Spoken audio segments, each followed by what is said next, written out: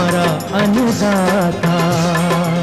पग पग पर है संग तुम्हारे अन्नदाता। लहू किसानों का बन के पसीना सींचता है धरती का सीना। मेहनत का तेरी हक दिलवाने, नई तकनीक नई खोज बताने। पशुधन को गुणवान बनाना, पौध सुरक्षा को सिखलाना, खेती के सब गुर समझाने, भारत का सरताज बनाने। आठों पहर है संग तुम्हारे अन्नदाता अन्नदाता।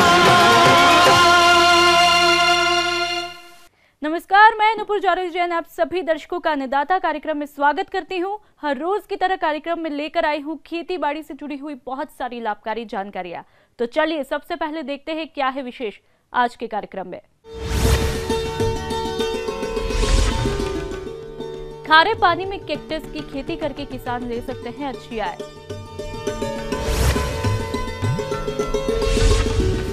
अधिक उपज लेने हेतु रतालू की फसल में किए जाने वाले आवश्यक प्रबंधन।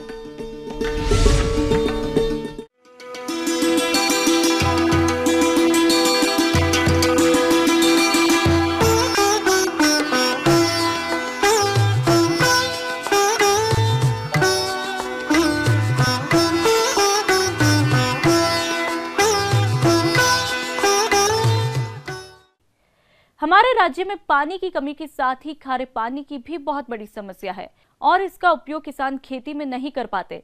तो ऐसे स्थिति में किसान क्या करे और क्या है इसके समाधान? जी हाँ किसान भाइयों, इसका समाधान है। आप यदि कैक्टस की खेती करते हैं तो खारे पानी का उपयोग करते हुए कैक्टस की फसल से अच्छी आय भी ले सकते हैं। इस बारे में जानकारी दे रहे हैं कृषि अनुसंधान केंद्र बीकानेर के कृषि वैज्ञानिक डॉक्टर अशोक कुमार। किसान भाइयों, कैक्टस एक बारहमासी पौधा है जिसे भयंकर सूखाग्रस्त क्षेत्रों में, खारे पानी की समस्या वाले इलाकों तथा रेतीली जमीन में आसानी से खेती करके अच्छा खासा मुनाफा कमाया जा सकता है। कैक्टस के पौधे में कई चमत्कारिक गुण होते हैं, लेकिन दुख की बात है कि हमारे देश में अभी तक इस पर बहुत अधिक ध्यान नहीं दिया गया। ये उन कठिनतम परिस्थितियों में भी पनप सकता है जिसमें शायद दुनिया का कोई दूसरा पौधा जीवित तक न रह सके।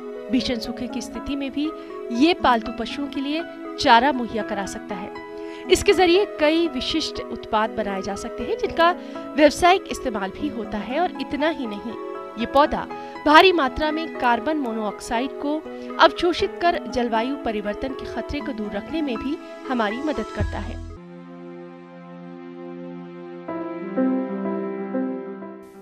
अभी जिस खेत पे आप खड़े हैं ये कैक्टस के प्लांट्स हैं। मूलतः ये पौधे वहाँ पर इस्तेमाल किए जाते हैं, लगाए जाते हैं जहाँ पर पानी खारा है या पानी की समस्या है। जहाँ पर पानी की EC 8 या 10 से ज़्यादा वहाँ पर और दूसरी फसल अपन नहीं ले सकते हैं, उसके लिए कैक्टस का इस्तेमाल करते हैं। इसका मुख्य उद्देश्य लगाने का एक तो जानवरों के लिए चारा और दूसरा जो इसकी पत्तियाँ हैं वो तरह तरह के सौंदर्य उत्पादों में कार्य आती हैं। जैसे अपने सर पे रंगने के लिए अपन कलर का इस्तेमाल करते हैं या फिर अपने क्रीम का इस्तेमाल करते हैं या शैम्पू का इस्तेमाल करते हैं, उसके अंदर इनकी पत्तियाँ काम में ली जाती हैं। यह जहाँ पर कोई वनस्पति पैदा नहीं होती है वहाँ पर इसको आप आसानी से खेती कर सकते हैं। इसकी कैक्टस की विविध प्रजातियों में अपुंशिया फिग्स इंडिका जैसे कैक्टस पियर अथवा इंडियन फिग नागफनी के नाम से भी जाना जाता है। इसको व्यावसायिक कृषि के लिए सबसे अधिक उपयुक्त माना जाता है, इसलिए कि ये किस्म कांटों से लगभग मुक्त होती है।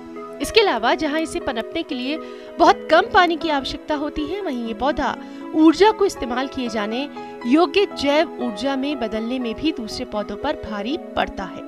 अपने प्रदेश के लिए कैक्टस की उन्नत प्रजातियों के बारे में जानते हैं। इसमें कई प्रजातियां उपलब्ध हैं। जो प्रजातियां मौसम के हिसाब से और जलवायु के हिसाब से प्रजातियों का चयन किया जाता है।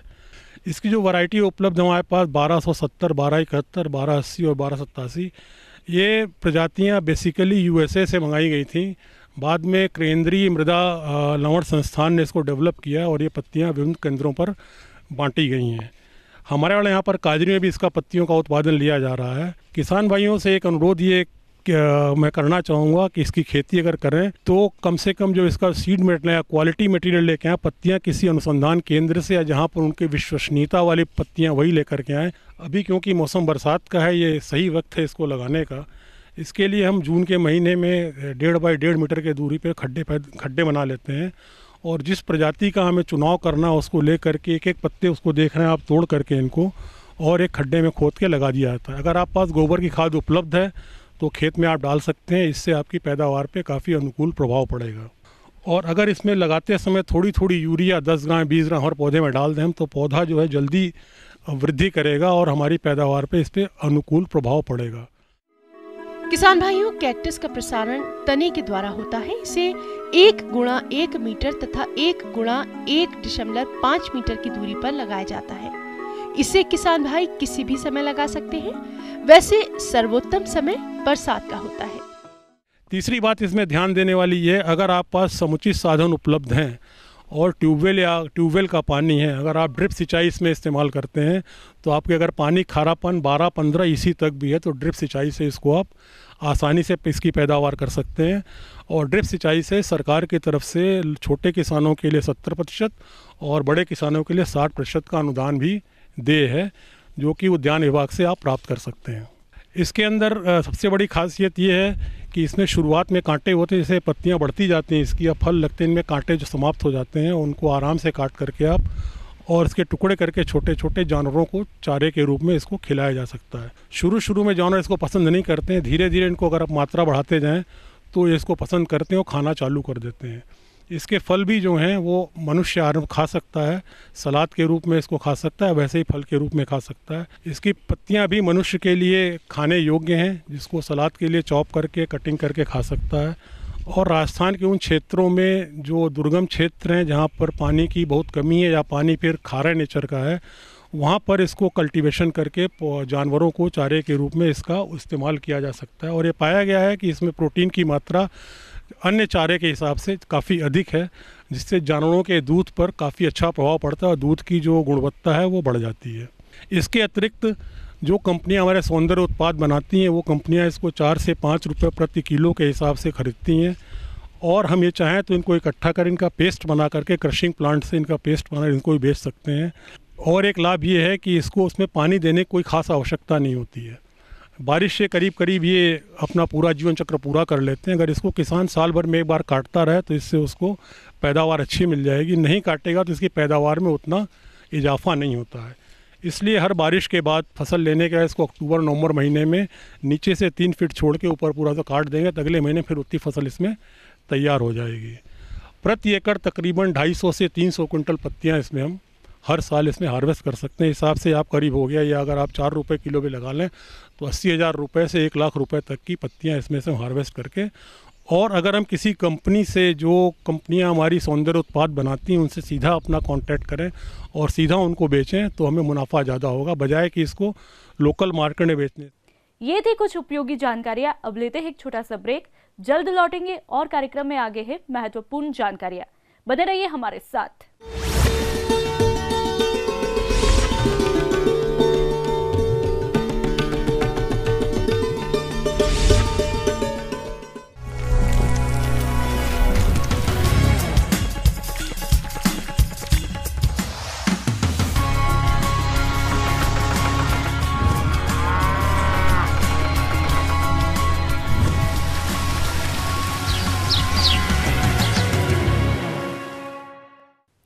ब्रेक के बाद आप सभी दर्शकों का स्वागत है। चलिए अब रुक करते हैं अगली कड़ी की तरफ।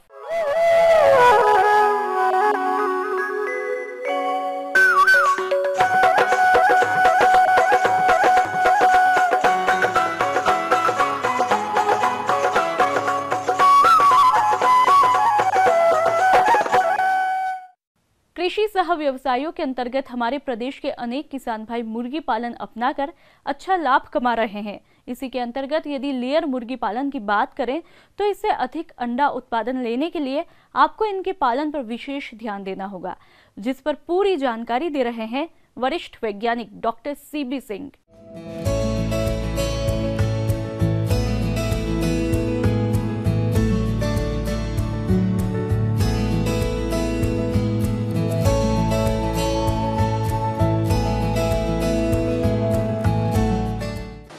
पालन एक लाभकारी व्यवसाय है और आज अगर इस व्यवसाय को हम देखें तो ये व्यवसाय पूरी एक इंडस्ट्री का रूप ले चुका है।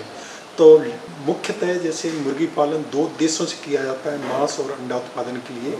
और जब हम अंडा उत्पादन की दृष्टिकोण से देखते हैं तो अंडा उत्पादन के दृष्टिकोण से मुर्गी पालन को लाभकारी व्यवसाय बनाने के लिए हमारे मुर्गी पालक किसान भाइयों के लिए ये आवश्यक है कि उसके जो प्रमुख पहलू हैं उन पर उनको जो फोकस करना चाहिए या ध्यान देना चाहिए। जैसे सर्वप्रथम इसमें जो है हम जो है अच्छी गुणवत्ता या अच्छे उत्पादन क्षमता वाली हम नस्लों का चयन करें, जैसे कैरी सोनाली, कैरी प्रिया या वाइट लेगहॉर्न या IL 80 या पंजाब वाइट लेयर, मतलब ये इस तरह की प्रजाति हैं कि इनको हम अंडा उत्पादन के लिए चयन कर सकते हैं और उनसे अच्छा अंडा उत्पादन ले सकते हैं। दूसरा बिंदु जो है इसमें जब हम लेयर उत्पादन की दृष्टि से देखते हैं तो आवास व्यवस्था, और आवास व्यवस्था एक बड़ा ही प्रमुख पहलू होता है। और सामान्यतः मुर्गी पालन जो है, जो अंडा उत्पादन की दृष्टि से हम करते हैं तो या तो हम घनी बिछाली पद्धति को प्रयोग में लाते हैं या केज प्रणाली पद्धति को प्रयोग में लाते हैं। लेकिन जो घनी बिछाली पद्धति है वो ज़्यादा अच्छी और सस्ती होती है कि मुर्गी पालक के लिए या हमारे किसान भाइयों के लिए, तो लिहाजा हम जो उस पद्धति को अपना सकते हैं। और इस पद्धति में सामान्यतः 2 से 2.5 स्क्वायर फीट प्रति मुर्गी के हिसाब से हमें आवास में जगह उपलब्ध करानी चाहिए। और इस प्रणाली में मुख्य जो है इसमें जो बिछावन होता है या जिसको हम लिटर मैनेजमेंट बोलते हैं, वो बड़ा एक प्रमुख बिंदु होता है और उस पर हमारे किसान भाइयों को ध्यान देना चाहिए। इसमें बिछावन के लिए हम जैसे धान की भूसी, लकड़ी का बुरादा या सूखी पत्तियां, बहुत सारी चीज़ों का उपयोग कर सकते हैं। लेकिन जो धान की भूसी होती है वो गुणवत्ता की दृष्टि से सबसे अच्छा जो है लिटर वो मुर्गी पालन में जो है वो माना जाता है। और इसमें जो है जो नमी या मॉइस्चर जो होता है उसको शोषित करने की शक्ति जो है अन्य दूसरे जो पदार्थ होते हैं उनकी तुलना में अधिक होती है उसमें। और बिछावन की परत की मोटाई जाड़ों या गर्मी या बरसात उसमें थोड़ा सा हमें अलग अलग रखना चाहिए। जैसे शरद ऋतु में अगर हम जो मुर्गी पालन कर रहे हैं तो उसमें हम जो है 5 से 7 इंच तक उसकी मोटाई कर सकते हैं। और गर्मी की सीजन में या जो ग्रीष्म ऋतु है उसमें थोड़ा सा हम कम कर सकते हैं, जैसे 3 से 4 इंच उसमें जो है, क्योंकि ये शरद ऋतु में अगर हम बिछावन की मोटाई बढ़ा देंगे तो वो बिछावन तापक्रम मेंटेन करने में भी हेल्पफुल होता है उसमें जो है। तो इस तरह हमें जो है बिछावन पर विशेष कर ध्यान देना चाहिए। और बिछावन की रेगुलर पलटाई वो बहुत ही आवश्यक होती है। अगर नमी है तो नमी वाले बिछावन को बाहर करके हमें उसमें नया बिछावन मिला देना चाहिए उसमें जो है। और अगर ऐसा लग रहा है थोड़ी ही नमी है तो उसमें पलटाई करते समय हमें वो चूना मिक्स कर लेना चाहिए उसमें। घनी बिछाली पद्धति में खासकर जब हम मुर्गियों को इस पद्धति में पालते हैं तो जो वर्धक अवस्था होती है या जिसको हम ग्रोअर स्टेज बोलते हैं, तो मुर्गियों को जो है उन आवासों से हम अंडे देने वाले घरों में या जिनको हम जो लेयर हाउस बोलते हैं उनमें जो ट्रांसफ़र किया जाता है, तो उस समय मुर्गी पालकों को विशेषकर ध्यान देना चाहिए कि वो मुर्गियां जो है 16 से 18 सप्ताह की आयु के आसपास हमें वो जो है लेयर हाउस में शिफ्ट करनी चाहिए।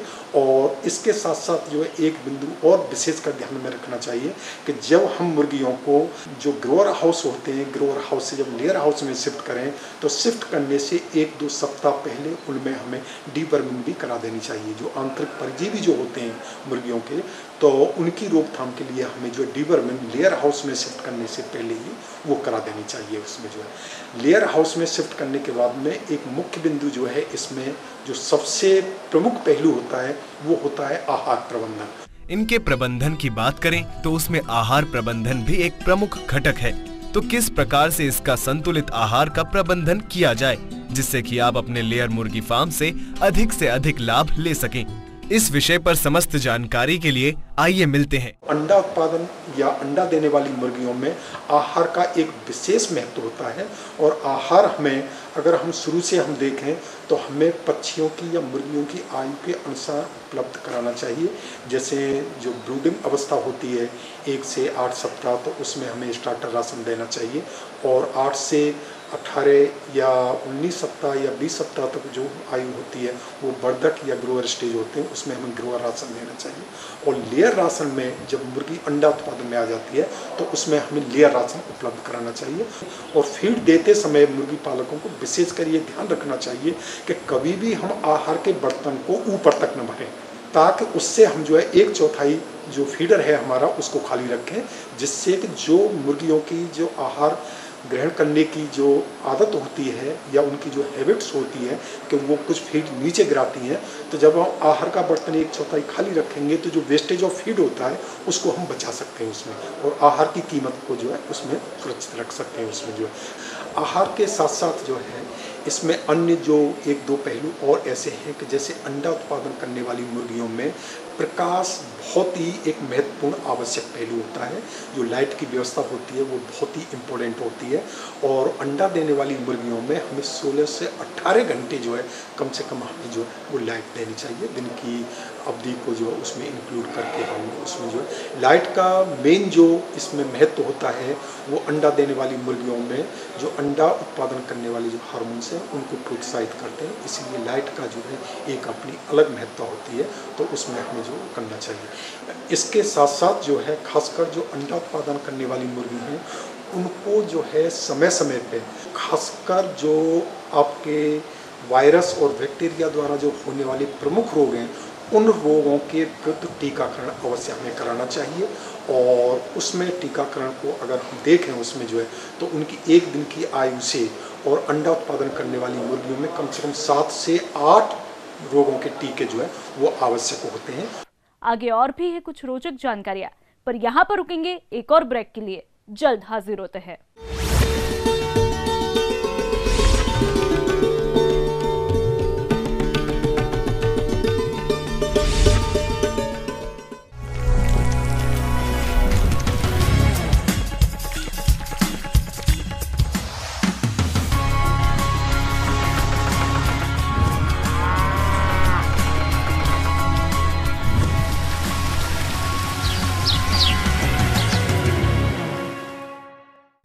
ब्रेक के बाद एक बार फिर से आप सभी दर्शकों का अन्नदाता कार्यक्रम में स्वागत है।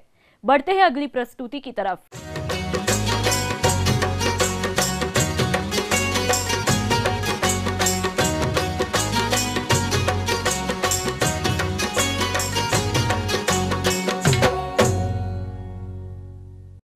सब्जी वाली फसलों में रतालू की खेती हमारे राज्य के दक्षिणी भाग में मुख्य रूप से की जाती है, और जिन किसानों ने रतालू की फसल लगा रखी है वह बंटवार की अवस्था पर है। इस फसल से अधिक उपज लेने के लिए जरूरी है कि इसमें सिंचाई और कीट व्याधियों का नियंत्रण समय से किया जाए।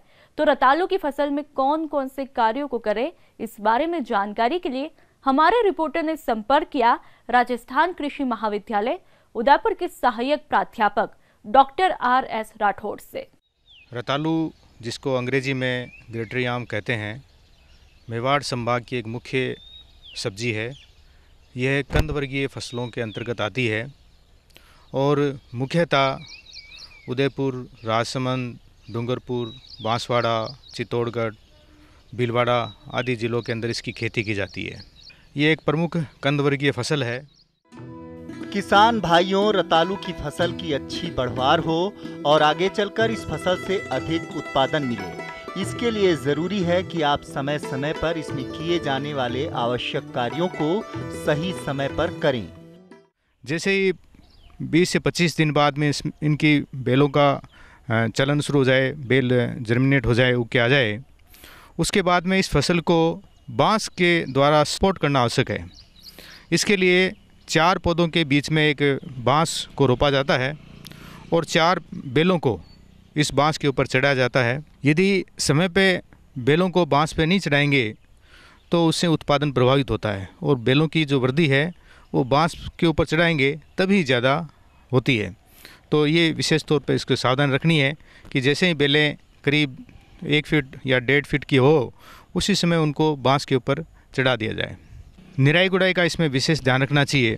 कम से कम 2 या 3 बार इसके अंदर निराई गुड़ाई की आवश्यकता रहती है, और जब फसल 2 या 3 महीने की हो जाए तभी से इसमें नियमित अंतराल पे इसकी जो बेलें हैं उसके ऊपर मिट्टी भी चढ़ानी चाहिए, ताकि इसके अंदर ज़मीन के अंदर इनके कंदों का पर्याप्त फैलने का मौका मिल सके और उत्पादन अच्छा हो। फसल चाहे कोई भी हो, इनसे अच्छा उत्पादन तभी मिलेगा जब आप समय पर इनमें उर्वरक की पूर्ति तो करें ही, साथ ही सिंचाई का भी विशेष ध्यान रखें। तो रतालू की खड़ी फसल में कितनी मात्रा में और कब करें यूरिया का उपयोग, चलिए ये भी हम आपको बताते हैं। ये फसल 8 से 9 महीने पकने में लेती है और करीब 15 से 20 सिंचाइयों की इसमें आवश्यकता रहती है। वैसे तो ये बरसात के मौसम में लगती है, तो बरसात का मौसम हो उसमें इनमें सिंचाई की आवश्यकता नहीं है, लेकिन जब बरसात नहीं हो रही हो तो बीच में सिंचाई करना भी अत्यंत आवश्यक है। जो नाइट्रोजन खाद है वो इसमें 50 किलो प्रति हेक्टेयर के दर पे दी जाती है। उसकी एक जो पहली खाद है वो 2 महीने की जब बेलें हो जाए तब देनी चाहिए, दूसरी खाद है वो 4 महीने की बेलें हो जाए तब देनी चाहिए। रतालू की फसल में कई प्रकार के रोगों का प्रकोप भी रहता है, जिनका समय रहते नियंत्रण करना बहुत जरूरी है। यदि किसानों द्वारा समय रहते इनका नियंत्रण नहीं किया गया तो फसल की बढ़वार तो कम होगी ही, इसके साथ ही ऐसी फसल से बहुत कम उपज मिल पाएगी। तो रतालू की फसल में कौन से रोग लगते हैं और इनका नियंत्रण किस प्रकार से करें, आइए जानते हैं। बरसात के मौसम में जब नमी की मात्रा ज़्यादा हो तो इसमें एंथ्रेक्नोज बीमारी का प्रकोप हो सकता है। बीमारी का लक्षण आपको स्पष्ट पत्तों के ऊपर नज़र आएगा।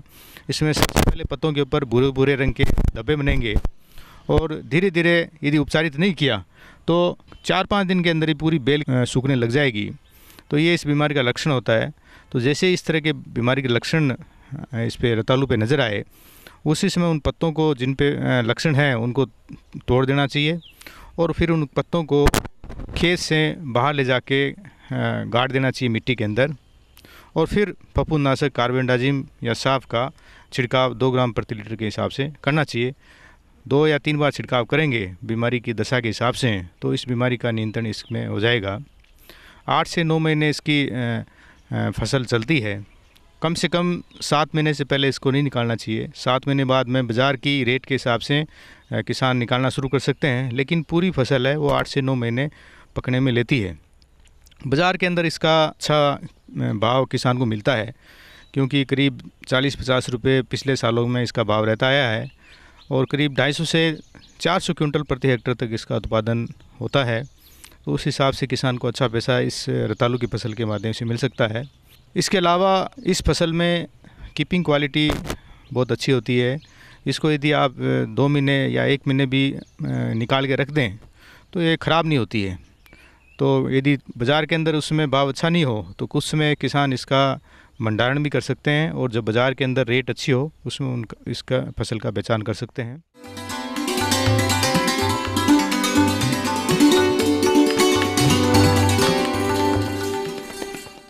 जॉन डियर अन्नदाता हेल्पलाइन निःशुल्क फोन संपर्क सेवा के माध्यम से आपके द्वारा पूछे गए प्रश्नों में से 1 या 2 महत्वपूर्ण प्रश्नों को हम अपने कार्यक्रम में शामिल करते हैं। इसी के तहत आज का चयनित प्रश्न और उसका जवाब इस प्रकार है।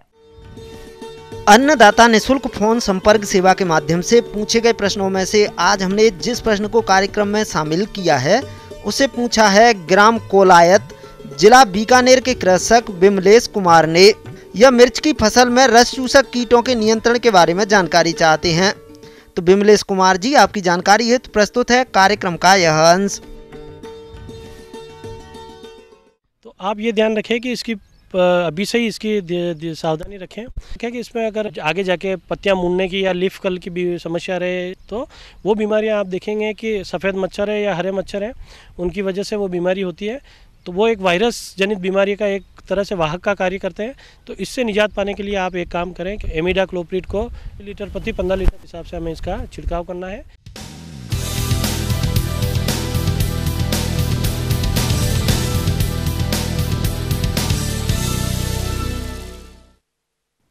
राज्य की विभिन्न मंडियों में कृषि उत्पादों के चढ़ते उतरते बाजार भाव की संक्षिप्त जानकारी इस प्रकार है।